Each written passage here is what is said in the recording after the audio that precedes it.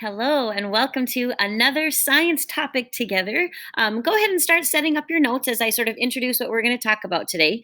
You can see that the topic is law of conservation with numbers, and our EQ is how do I represent the law of conservation numerically?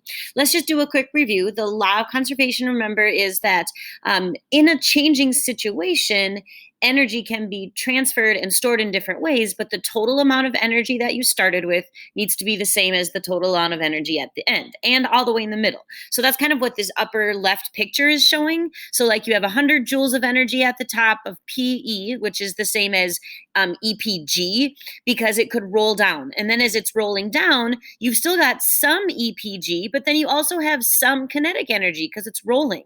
And then it just keeps going like that. So that's kind of just what that picture is showing. So our focus today is how do I represent the law of conservation numerically? All right, let's get into it. We are going to do some reviews, so you don't have to write any of this down unless you want to, but you can also just kind of think and follow along too.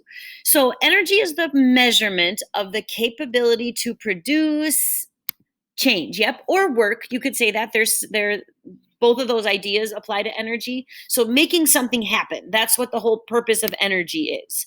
The amount of energy involved in a change remains constant. Yep, that's the law of conservation. That is, so the total amount of energy before a change is the same as the total amount of energy after a change, during a change, anytime in the change.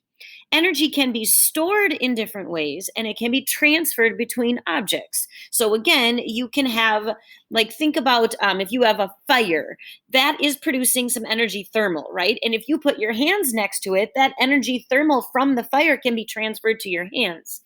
Something could be storing energy chemical because it is fuel. Something could be storing energy electric because it's plugged into an outlet. So energy can be stored in different ways and then it can be transferred between objects. Pie charts are a visual representation of the ideas in our energy model. So thinking about how we represent energy, pie charts is a nice visual representation. But another way that we can represent ideas in our energy model is through actual numbers.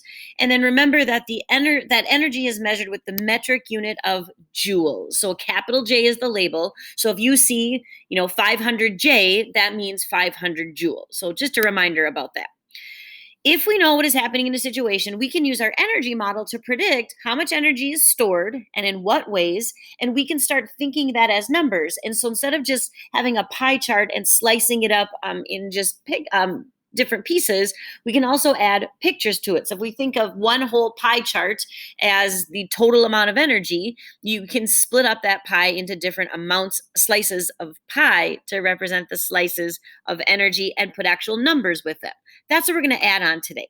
Okay, so here's where we're starting. So go ahead and write this down, circus performer, and then draw some version of this picture in your notes. It can be really simple. You can have a little, kind of square at the bottom, a big long pole, and then stick figure at the top, partway down, halfway down, this much down, and then almost at the bottom. So 5 different parts, A, B, C, D, E, that matters. And then we're going to talk about the EPG, the EK, and the ET at each situation, at each moment in the whole situation.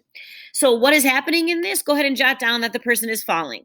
Now we're going to say falling safely. It's a performer. So you could think of it as like jumping or diving also, but falling is kind of what we're focusing on. The person doesn't really have to do much. The EPG is just going to kind of take over. What is the total amount of energy involved the whole time? We'll look way up at that top. At the top, he's got 10,000 joules of EPG. He's not moving. There's no friction or anything yet, so no ET, just standing way at the top. So 10,000 joules is how much energy is present. And then that means that all the way down, there can only always be 10,000 joules, not more, not less. So there's 10,000 joules involved during this situation. At the beginning, in the middle, at the end, 10,000 joules is all there is, no more, no less. That's the law of conservation. And the 10,000 joules comes from the fact that there is a certain amount of mass with the person and a certain amount of height that it can fall. That's where the 10,000 comes from.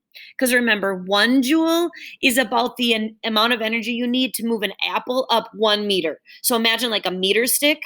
and then you're moving an apple from 1 meter, from the bottom of the meter stick to the top, it doesn't take very much energy to do that. So that's 1 joule. So 10,000 joules. Oh, okay. So yeah, if you're way up high and you have the mass of your body, 10,000 joules makes sense.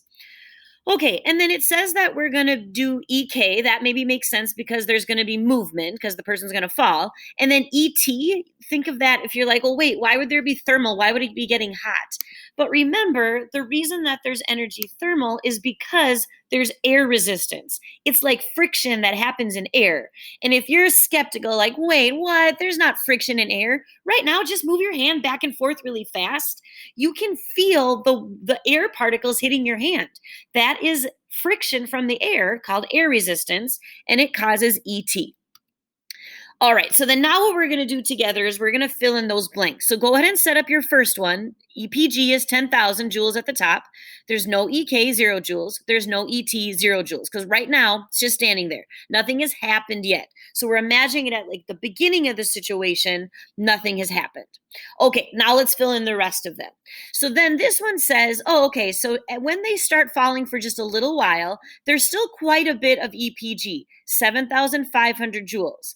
There's only a little bit, 5 joules of ET, which makes sense because, again, it's only been falling for just a little bit. So there's not very much air resistance. But then we have a blank here. But remember, law of conservation. If the total amount of energy has to add up to 10,000, and we know there's 7,500 of EPG, 5 of ET, if you take 10,000 minus 7,500 minus 5, you will get the total amount left for EK, and it's 2,495. And if you want to double check your work, you add up these three numbers. They need to add up to 10,000. And why is it 10,000? Because that's what we started with. So again, just to clarify, it's not always going to be 10,000 in every situation we ever do. It's only 10,000 for every one of these parts because that's how much we started with. Okay, so then now we've got 7,500 joules of EPG. Then when it falls, the person falls a little bit farther. Now we only have 5,000. Makes sense because we're getting closer to the ground. So there's less change that can happen because we're lower. There's, as you fall, in terms of there's, EK, you get a little bit faster as you get a little bit more momentum built up. And there should be a little bit more ET. But again, the ET is probably not going to be a huge amount because you just fell from here to here. So if this was 5 joules, maybe we'll say now there's 10 joules of ET.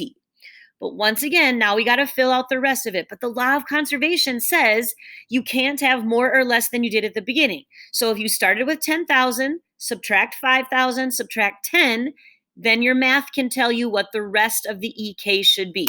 And it turns out it's 4,990. Okay, so then if you add up all three of these numbers add up to 10,000. So we're doing, a little bit of subtraction, adding, however you want to think about it.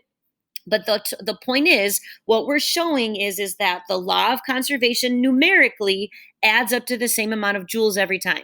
As a scientist, we like to be really specific. That's kind of the idea.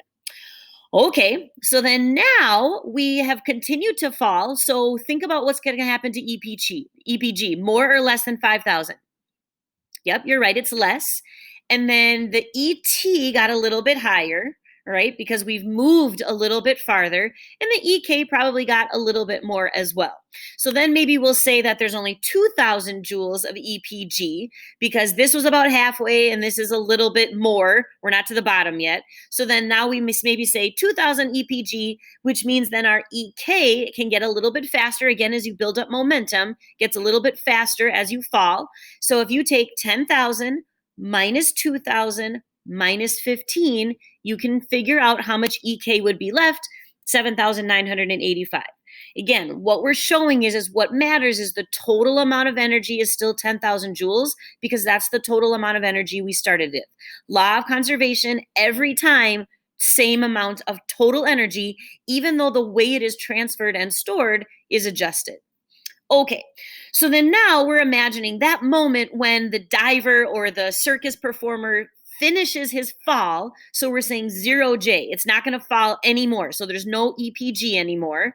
And then at this point, though, we might say, Well, it's not really moving anymore either. So again, we're imagining the moment right when it stops moving, right when it dives and safely hits the bucket that it's diving in, which means that, okay, well, if the total amount of energy is 10,000 and there's no EPG and there's no EK, how much ET? We don't even need a calculator for this one.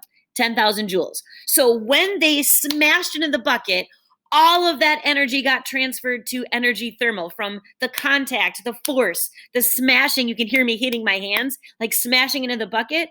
All of that is turned into ET. So probably the person would feel like you maybe would see that their cheeks were kind of red. They were, maybe they were sweating a little bit. So they would have heated up quite a bit. That is the idea of taking what we know about storing energy and transferring energy, but then now using numbers. So then to connect this to our energy pie charts, what we could have done is we could draw a pie here that is a certain size and call the whole thing EPG 10,000 joules. Then we would draw a pie and we would split it up, a tiny slice called 5 joules of ET, about 3/4 of it EPG labeled 7,500 joules, and then the rest of it would be, not quite a fourth, a little bit less than a fourth of the pie would be 2,495 joules EK. Then we would draw another pie, same size circle as the other two. Half of it we would label 5,000 joules EPG, and then a little bit bigger slice than before would be ET, 10 joules, and then a little less than half would be EK. And then you just keep going like that. At the end, you would have one pie, one circle, same size as the others, but the whole thing would be ET and you'd label 10,000 joules. So the only thing that would be different today is that when you're drawing a pie graph, you might also add numbers to your slices of your pie instead of just estimating the size of them. That is law of conservation numeric. And that's it. That brings us to the end of our new learning for today, which means you got to do some stuff. Write your COSTA questions for today. The notes were short enough, I didn't stop. So then that does mean, remember, you've got that COSTA guide on Schoology if you need it, but write those review questions so that you have a chance to look back at them later. And then do a summary for today, what that should answer the EQ. And then remember that you have your energy pie graph assignment due today. I hope you got your questions answered during Zoom. If not, you could still put a request in to talk to Ms. K during office hours today. So between like 1:30 and 3:30, you could check in and she could help you. Otherwise, submit it if it's done. And then right now, you should start the law of conservation numbers assignment. So it's kind of what we were just learning today. So thinking about how much energy did you start with, and then spreading those numbers out so that they add up to the same total number of joules every time. And then that's it. So the next time we'll be together is Monday at 9 o'clock for our next Zoom session. Have a great learning day today. Have a great weekend, and we'll see you next time. Bye.